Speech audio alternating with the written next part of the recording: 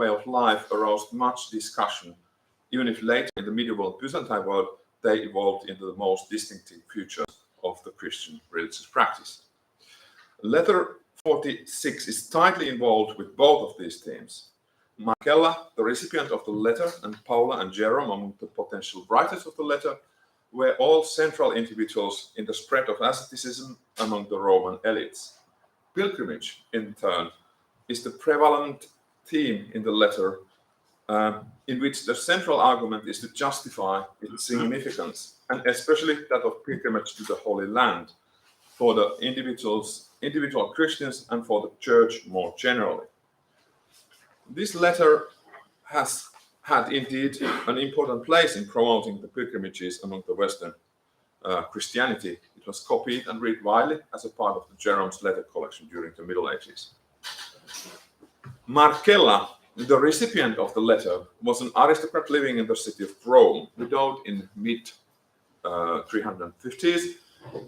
She never remarried and started practicing asceticism at the latest in 370s, developing her palace into an ascetic community. In her youth, she had heard about ascetic practices and communities when she had met prominent ecclesiastical refugees who had traveled to Rome after having faced banishments in Egypt and maybe also in Syria. All information on Marcella comes from the letter collection of Jerome, which includes some 20 letters to her. These letters convey a picture of a learned and independent woman dedicated to asceticism, theology, and exegetical study. Jerome praises her learning skills, orthodoxy, and critical mind. Jerome, in turn, had in his youth, after his studies in Rome, traveled widely in the eastern Mediterranean and lived shortly as a hermit near Antioch in 370s. When back in Rome in 382, he worked as a secretary for Damasus, Bishop of Rome, and started working with a new Latin translation of the Bible, a project which took him 2 decennia. Simultaneously, he preached ascetic lifestyle among the Christian aristocracy in Rome. His sharp, witty, and aggressive writings gained him success among the ascetically minded, but also adversaries. The lifestyle he preached and his socializing with the ascetic women offended many. Marcella's ascetic community in her palace on Aventine brought also another rich Roman aristocrat widow, Paula, in connection with Jerome. Paula had widowed in 379 as a mother of 4, and she became involved with the ascetic movement very quickly and get acquainted with Marcella. Jerome, who acted as an exegetical mentor and teacher of Greek and Hebrew for the Aventine community, praised Paula's ascetic piety and learning. And once again, we don't have any other, or nearly any other independent information on Paula than from Jerome's letters. Jerome saw his own role as the spiritual leader of this network of ascetic women. This shows clearly in his letter to them. Marcella might have disagreed, but Jerome's profound influence on Paula and her daughters cannot be negated. Jerome's patron, Damasus, died in 384. When on the same year also Blesilla, the eldest daughter of Paula, died, allegedly because of extensive ascetic practices, the Roman ecclesiastical society turned decisively against Jerome. He was accused of extremism, and there were rumors that his relationship with Paula was not entirely innocent. An official ecclesiastical procedure was started against him. Unfortunately, we do not know what was the actual charge, not even if there ever was any verdict. But in any case, Jerome needed to quit his work in bishop's office. And Jerome also left Rome for good, arriving in Antioch in late 385, and was soon joined with Paula and her youngest daughter, Eustochium, who had taken the veil only a year earlier, as the first Roman virgin, claimed Jerome. Still in 385, they traveled in Jerusalem, and finally, after a thorough pilgrimage tour around Holy Land, they settled in Bethlehem by the summer of 386. In Rome, Marcella and Paula had sponsored Jerome's translation and exegetical work. Now Paula, in turn, continued with this with Eustochium to sponsor Jerome. With Paula's finances, also the monastic communities for both men and women we founded in 389 in Bethlehem. So, among the scholars, the accepted writing date for the letter 46 is late spring 386. But if the letter would be reattributed to Paula or Paula and Eustochium, most of the arguments for such a precise dating would no longer be valid. Manuscripts of the Jerome's letter collection state that the writers of the letter are indeed Paula and Eustochium. But already when in 6th century the authorship of the letter was commented to our knowledge for the first time, it was claimed that there was a letter written by Jerome ex nomine Paulae under the name of Paula. As this anonymous text was mistakenly considered as having been written by Jerome himself, still at the beginning of the 20th century, the question of the authorship would not have emerged before that. This view, however, stuck, and it prevailed even after it became evident that the manuscript represented not Jerome's own stance, but the later interpretations also that. But the common view of the matter is aptly summarized in the G.N.D. Kelly's biography of Jerome. I wonder. Yeah. Yes.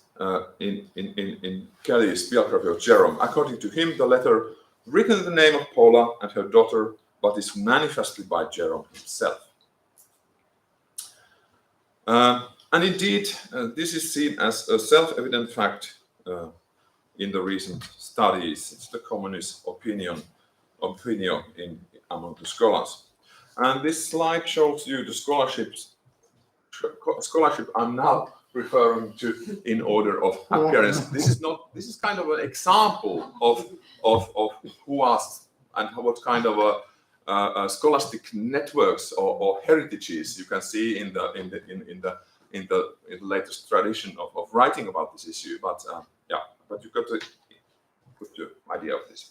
So this self-evident matter can be seen very well in these studies of Barbara Conring, Bruria Britton, Askeleni, Megan Williams, Andrew Kane, Lucy Creek, Marlena Whiting, Aura Limer, and Thomas E. Hunt. None of these scholars, however, argue the issue, none, but all briefly refer to the previous reach to back their opinion. Thus, Hunt refers to Kane, and also Limor. Lee refer to Neil Atkin, 1999. Britton, Askelani, and Limor both to Notin, and Lorenzo Perrone, who in turn refers only to Notin. Also, Williams refers to Notin. Hunt additionally referred to Rebenish, who in turn cites Notin. Britton Askelani refers to Newman, who briefly claims that the letter is patently Jerome's handiwork, and then has reference to Notin, and to Schofield also, who in turn writes that the letter bears stamp of having been composed by Jerome himself while referring to Kelly. Conring and Whiting, in turn, cite the edition of the letters by Labour, which in turn cites directly the 6th century manuscript I have already mentioned. So it needs to be pointed out that there are indeed some scholars who mention Paula and Eustochium as the actual writers of the letter. But they are not too many. This is all I could find. Whereas the previous slide was not all. It's just no. So Olin Roussel refers to Paula and Eustochium as writers without any comment. Peter Dronk pays attention to the fact that there are hardly any arguments for the authorship of Jerome. Gunhild Widén proposes a co-authorship between the women and Jerome. However, only Anni Maria Lato has so far presented any arguments for the authorship for the women. But let's see first the arguments presented for the authorship of Jerome. As the list of scholars showed, Pierre Notin is a key author when arguing the issue. And so I will cite in full what he writes about the authorship. And so, il n'est pas de temps d'après le style qu'elle a été écrite par Jérôme lui-même au nom de Paul et Eustochium. Tous les historiens en conviennent. That's it. So all historians agree that Jerome is the author, as the style is Jerome's style. And no further arguments for the style, and no reference to any historians who hold this view before. So maybe in this point we make a little excursion to the content of the letter before we come back to the arguments, because it's maybe useful to see these. So it's the letter starts with emotional pleas to Marcella to visit Holy Land and to see her old acquaintances from Rome now living in Bethlehem. This is followed by exegesis of the Old Testament passages concerning Jerusalem. In chapter 4, the writer or writers give voice to the imagined and expected counter-arguments by Marcella, which then are refuted according to the fine rhetorical traditions of antiquity. At this point, the discourse shifts to the Passion of Christ and its significance. Jerusalem is not cursed, even if the crucifixion took place there. The argumentation clearly presupposes both a wider Christian polemics on the status of Jerusalem and blessings of the pilgrimages, and a special need to argue against Marcella's prejudices in these issues. Then, after this is rather long passage, and then in chapter 9, the chapter 9 shifts the focus nearer to the writer's contemporary world, with highlighting how many Christians have come to seek for the full force of virtue from Jerusalem. Pilgrimage benefits faith, reason, and virtue, religio scientia virtus. The coexistence of all people in Holy Land fulfills Christian life in an exemplary way. Jerusalem, the Athens of the Christians, stands for peace on earth, as its etymology shows. The chapters 11 and 12 of the letter compare Jerusalem to Rome, the latter city of which is corrupt and luxurious, the former virtuous and simple. In Rome, even the most pious need to live in a throng and like an actor, like actors in public stage, and a genuine Christian life is hardly possible. Whereas in Bethlehem, it's quiet and peaceful, only the chanting of psalms break the silence. And this rather long letter ends with an imagined pilgrimage to be realized when Marcella arrives to Palestine, and with image of continuous communal prayer. In this way, Marcella's travel to Holy Land would become a typos of Christians' journey on earth towards the heavenly Jerusalem. So, in all, the letter arguments for the benefits of pilgrimage to Holy Land, backed by theological and exegetical arguments linked with the personal experiences. Seeing and experiencing the biblical sites would be beneficial to spiritual life. Christians can live through the biblical history here and now. The letter shows profound familiarization with the biblical texts, knowledge of the biblical languages, and mastery of the contemporary techniques of literal, moral, and allegorical interpretations of the Bible. So, how far this would be possible for Paula and Eustochium? And now we go back to the arguments. The other main scholar in these heritages writing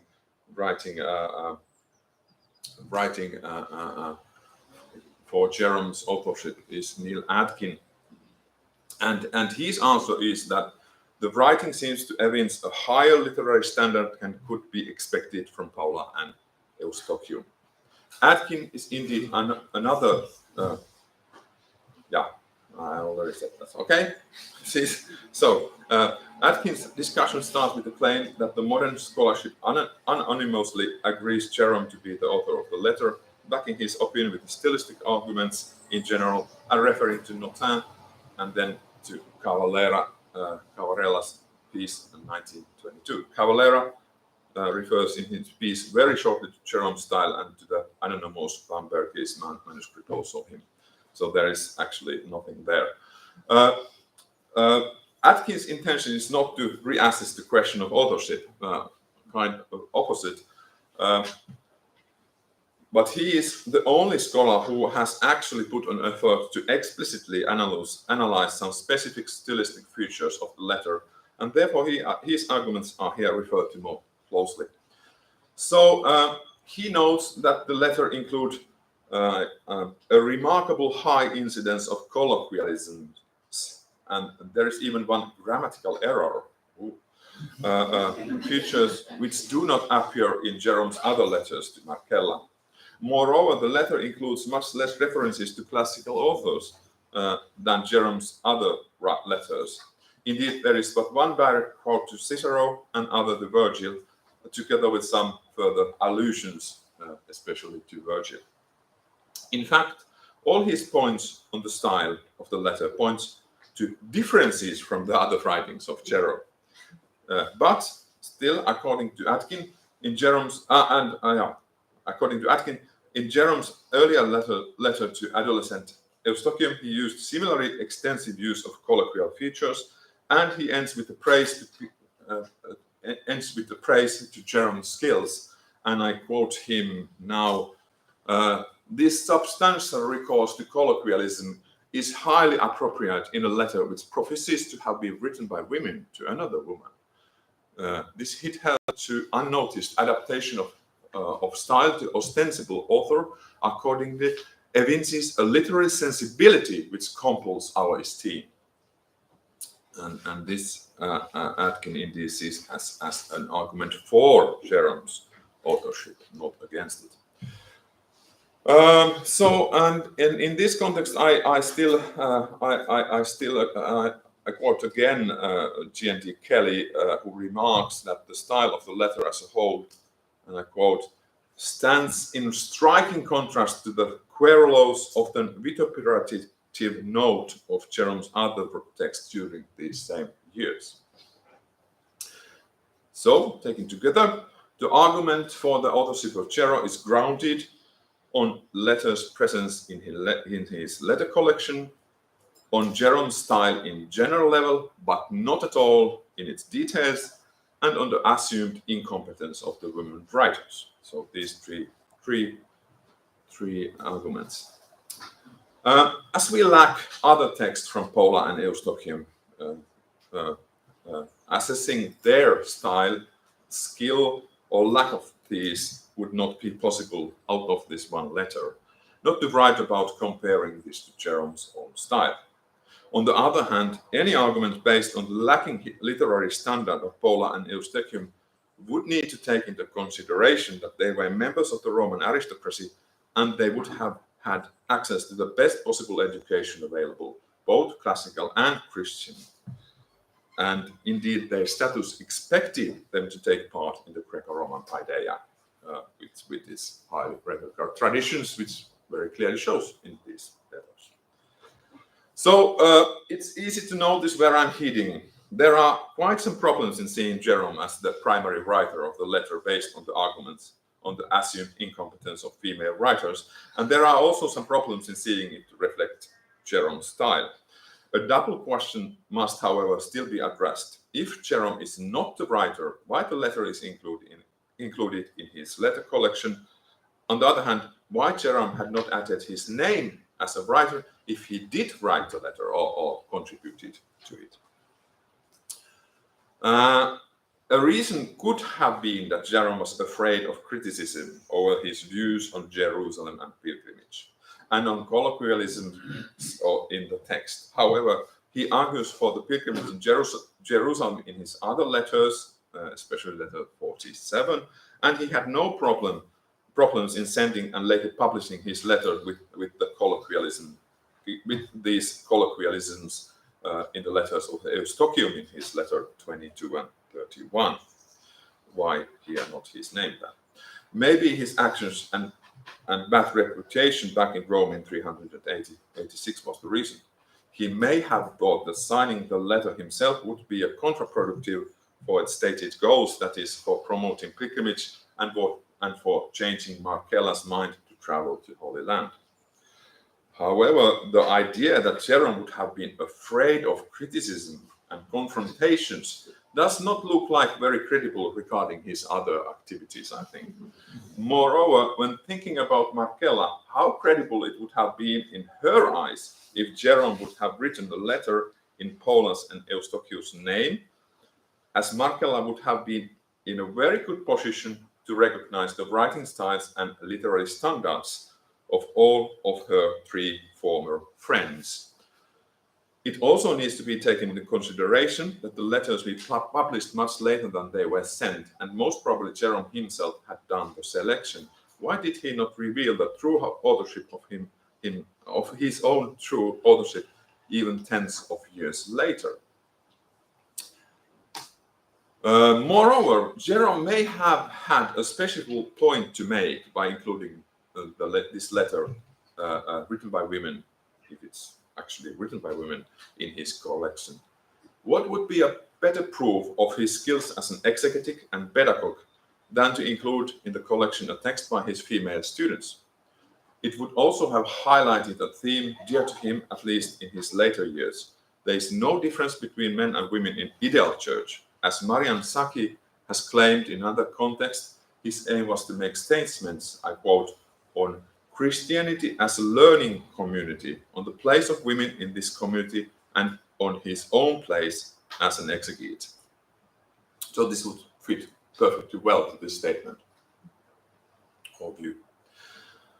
To assume authorship of the letter for Jerome would also lead, and has led, as you have heard, to questions requiring complex ad hoc arguments regarding differences between the style and arguments of the letter and those writings we know to stem surely from Jerome's pen. So why Jerome would have followed in this one letter the stylistic ideas he used in the letter sent to Eustochium instead of those when he earlier had written to Markella? Why would he deliberately make mistakes in the names of his own disciples? That's also a funny argument. Moreover, there is a number of details which would be more easily understood if the writer was not Jerome, at least not alone. For example, a classic saying, these are very small things, but I think they add up to something. A classic saying, ne sus Minervam, appears in the text without naming the goddess Minerva, but instead she's referred to as, or somebody is referred to as, inventor of learning. However, in a later letter concerning pilgrimages, by the way, letter 58, 10 years later, Jerome has no problems in referring to Minerva in a similar situation.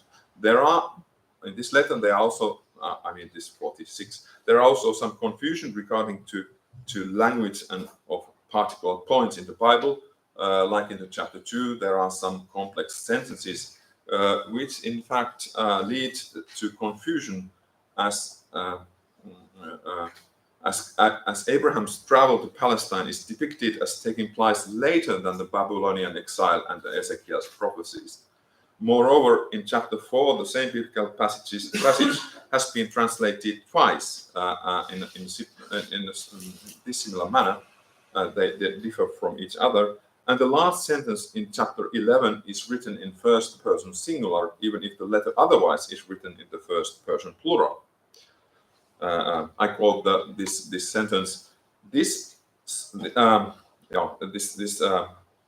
letter is describing the birthplace of Jesus, and I quote: "This spot is holier, I think, than the Tarpeian rock, which has shown itself displeasing to God by the frequency of the strokes of lightning." End quote. So this is like someone would have included an additional point when the letter has been in the polishing stage. Moreover, it is recounted in the letter that Aidan was buried in Golgotha and that Ephesians 5:14 would have referred, and Ephesians 5:14 is referred directly to support this. However, in his commentary of Ephesians from indeed summer 386, so it's kind of a terminus, the traditional terminus postquam, antequam for this letter, Jerome denies that the verse has anything to do with this kind of traditions and Adam buried in Golgotha. The letter is also first in which the idea of special spiritual rewards due to pilgrimages are presented, a stand which is specifically refuted by Jerome in a letter 58 from 395, some 9 years later probably. Well, these points, as I said, are minor, not enough to constitute a valid proof. People can, of course, make mistakes and change their opinion, even Jerome, I think. However, when these are combined with the stylistic evidence at the end, not strengthening but weakening the argument for Jerome's authorship, it's clear that the view for Jerome's sole authorship in this issue is very thin ice. And in any case, it represents a theory which would need more, let's say, more unknown parameters than the assumption of the simple assumption of Paula and Eustochium actually writing the letter. A principle like Occam's razor would require us to prefer this kind of simple theory, I think. However, the letter style in general can be understood as indeed resembling Jerome's way of writing, especially in the latter parts of the text. I'm not disputing this. The chapter 11, especially forwarded by series of rhetorical questions, resembles the witty, variating, and aggressive style found elsewhere in Jerome's letter collection. How this can be explained if Jerome is not the writer? First of all, Jerome has taught Paula and Eustochium Bible and biblical languages at least for 4 years, and supervised also their literary aspirations. For Eustochium, Jerome was the principal teacher, if not the only one, during her adolescence. No doubt there was enough time to absorb stylistic ideas and rhetorical strategies. Moreover, and more importantly, I think, it is clear that Paula and Eustochium had not written to Marcella without the knowledge of Jerome. It would be quite natural to think that Jerome had commented the earlier versions of the letter as a teacher, exegetic, and home critic, as a teacher and as an exegetic scholar and a home critic who knew Marcella well. That is, while I would still claim that the letter would reflect specifically Paula's and Eustochium's intellectual literary themes, tastes, and talents, it seems Jerome had indeed played a part in its writing. I need to add here that most probably it was Paula who oversaw the enterprise. Eustochium was, as her daughter, was only in her very late teens and at the beginning of her studies in general. So I go forward for some conclusions. If the letter would be what the manuscript claims it to be, what are the consequences? Well, first, technically, as I already referred to, the exact dating of the late spring 386 cannot hold, as this is dependent of Jerome's opinions this letter was thought to represent. The date can be anything starting from the traditional date, late spring 386, but most probably it's still in late 380s anyway. So this is not very big change in the traditional view. Secondly, much more importantly, we would have here a very rare example of female authorship of an ancient text. And indeed, this would be the only letter written by women which is known to us through the manuscript tradition, so not through the papyri or something, but through the manuscript tradition. This is interesting. And then thirdly, this shows how much the transmission of any knowledge of women's agency is in exegetical and more widely theological sphere was in the male hands. Here, for example, seemingly only Jerome's will of showing his skills as an educator and theological mentor has made this possible.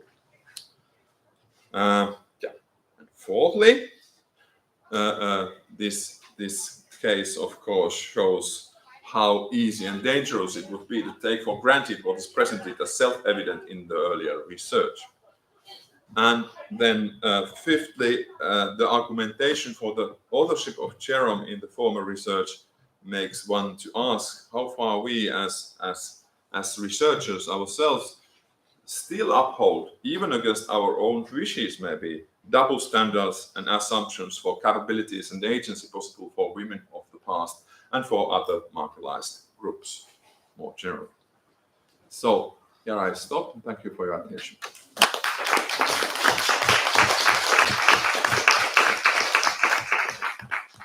Thank you very much. And I open the floor for questions and comments. About the second conclusion, I'm not sure that this is exact, because we have, for example, the Passio of Perpetua and Felicity, that is a text written by a woman. Maybe partly, yes. But yeah, I pointed this is the letter. But anyway, I mean, this is the only letter we have from her. But also, even if we count all the texts we have from antiquity, totally by the hand of women, this would be a very substantial addition to this corpus. That's true. And this is of the beginning of the 3rd century. Yeah. So,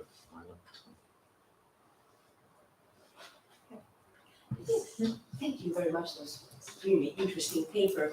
I just wanted to comment that I agree that this very well might have been written by Paula and Eustochium themselves, because I think that there was a moment where Jerome and Marcella actually kind of seemed to have fallen out a little bit after Basilla's death, and it seems like that Marcella sort of distanced herself for whatever reason from Jerome, because this was a huge scandal. Because I think, if I remember correctly, there's no more letters, like direct letters to Marcella. He dedicates some commentaries to Marcella and Matthews, her cousin, but not like direct correspondence after this. So I have always thought that this letter might very well be from Paolo, because just simply maybe Marcella would have answered Jerome, right? Because he was not a good person to know at the time. They had just left Rome, and I think that there was even rumors that everybody knew that they left together, that they were going to go to Bethlehem together. So another thing I was thinking, you mentioned this because the theme is pilgrimage and so the choice of the Holy Land. And I was wondering, do you think that there could have been a possibility that Paula would have been, or they would have been promoting their monastery, because they would have started building it, or would have probably even finished? I don't think that they would have moved there without having it underway. So could it have been that she's sort of promoting to not only Marcella, but the whole Aventine circle and all the people they know, that we have this nice new monastery here and what a nice pilgrimage route and this type of, that it would have been an act for Paula's monastery and not so much for Jerome as a teacher or anything like that. Oh, yes, thank you. Yes, good points. Even if I would say that what we have in Jerome's correspondence between 386 and mid-90s, there's a gap. So I don't think we can make the assumption that there were no letters from Jerome to Marcella during this 10-year period, and that's of course kind of, it would be the argumentum ex silentio, and so it's possible, but I mean that this is not enough for this kind of argument. So we don't know even if there would have been something, because also, well, there's an almost 10-year gap anyway, and this letter doesn't, as I thought, this doesn't need to be. This letter doesn't need to be from the immediate when they came to the Holy Land in spring 386, as claimed. So so this immediacy also is a bit more in doubt and doesn't need to be the case. So, but about the monastery thing, well, I'm sure the writers, whoever they were, probably had this idea already, but it's not referred to in this letter at all. So in that sense, I see that as not so. I don't believe that would have been at least a direct reason. But in fact, the founding of the monastery is, when was this actually? 389 or something I like think this. they left Rome 385, so I don't know how long it But I took them remember- to get settled, but at least by 383 they're completely running the monastery, so I don't know, somewhere between that. 393. Yeah, because then, Yeah. then No, yeah, exactly. Yeah. So, but I mean that this game, maybe I would say that this founding of the monastery is more or less the end point. For the chronology of this letter, this would have been written before founding of these monasteries, because it's not at all mentioned that they are running. Because there are references in this letter to other, let's say at least monastic settlements or monks, but no references to any they themselves run or are responsible for. And so I don't know. Thank you. But Jacob? So thank you very much, and this was a very thorough, well-argued and convincing paper. So I hope that we can have an addition of female authorship now to this small corpus from antiquity, so that we can start to treat this letter as authentic. This will be wonderful to see. A comment that leads to a question. In another letter collection that I know much better than this one, namely the letters of Cyprian, it's not surprising to have, most are from him, and most of those that are not from him are to him, but there are also letters that are not from or to him, but are just connected somehow to themes that he also dealt with, or persons. So maybe this could be a small argument in that direction, that okay, it's not so surprising to find something in a letter collection that is not to or from the main person. But then the question, you mentioned the statistics of these letters, and I forgot that along the way, but are there other such letters in the Jerome collection? So not to or from him? there are 10 in total. Yeah. 10 letters which don't have Jerome neither as a writer or recipient. Are there authenticity disputed to the same level? No. So people are not claiming that those were also in reality. There's one of these. Okay. I don't know. One of these 10 has been proposed that Jerome is himself promoting himself by writing in the name of. I don't remember now what was the letter, but there's another one. Okay. But only let's say only 1.5 out of 10 which are contested, and this is the one. It's another example of double standard. Yes. I should point this more. Thank you. I should point this. This is again an argument which doesn't. It's not enough as such, but it kind of adds up to. Thank you. Maybe you would? Thank you for an exciting paper. It was a lot of fun to listen to you. It's the wrong way, but so 2 points. The first one has to do with how this field, as such, assumes or understands authors and writings, authorship, and texts as finished texts. And of course, this is a point that I'm sure has been made many times. But in this case, I think it becomes very interesting, because you are now talking about, and you are mentioning also the possibility of multiple authorship, for instance, that Jerome has been involved and so on. And what I'm thinking is that maybe it is our assumption of like the single author and the single finished text that is the problem here. Because if we think about how it is possible, at least, or like even likely, that texts were written, they were probably in many cases a multi-person endeavor. So someone was like holding the pen, someone paid for this to happen. Yeah. Someone may have given dictation, someone edited it, someone recopied it and did something to it, and so on. So what I'm thinking is that the assumption that authorship is like a singular thing is maybe just in our way, not historically close to what has happened. So I think that, and then we can think about female authorship in a different way, because maybe if we think about it as a multiple role kind of construct, the author, then there might have been women involved in one of those roles linked to authorship in a very different way. It's not only the person who holds the pen who is the author.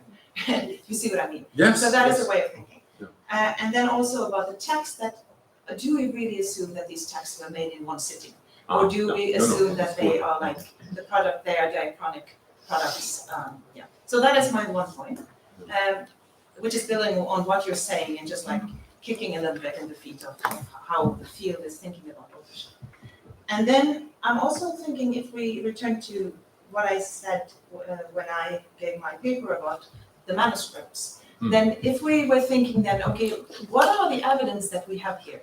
Well, it's collections of epistles that are there in manuscripts. And it could be interesting also to have a look at, okay, so these are manuscripts, they're presented as a collection. There are like collection practices going on. There are ascription practices of authorship, which is something else than like finding real authorship. Paratexts, yes, they are later additions and interpretations, but this is where we stopped. These are the manuscripts that are our sources. So why don't we study them and see what they are saying? I'm sure that people are doing that. But then also using that to correct our notions about the author, and also these ladies who we only know through Jerome's writing, as you said. So there's something about the logic of what we're doing and the assumptions that we are making all the time. Sorry, I'm kind of shooting from the hip here. No, thank you. And I must start from your latest point of manuscripts, because this was something I knew that you would be here, and I was kind of expecting you to make the point. And I'm indeed ashamed to say that I have even the edition I have last seen almost a year ago because of some problems. So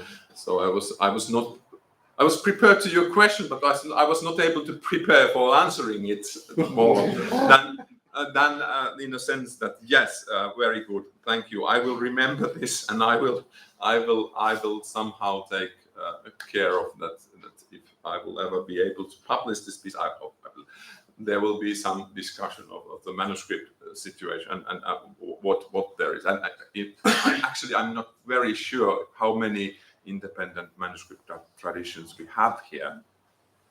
Yeah, but this is but then the other thing about the authorship in general, this was this is good. I really I should have said that indeed the all this what I'm here saying is it depends on the idea of the writing process as a process, writing as a process. So there are multiple places in which the inputs can be put there, and again kind of a double standards, and in this case it somehow puts the authorship of Paula and Stöckium under question, but in 99.90 and so instances this just has nothing to do with the end product. All these other people anyway they're included, and there's scribes. We actually don't know here what is the situation. We don't know. This might be even that I don't know. Jerome had actually written this down, with dictating by the women. And so, what is the authorship? Yeah, yes, it would be very good. Yes, thank you. This is. Was there one other thing I was about to say? Okay. That's. Thank you very much. This is very good. Thank you. Very useful. Any other question or comment? Right, in that case, thank you very much. Thank you.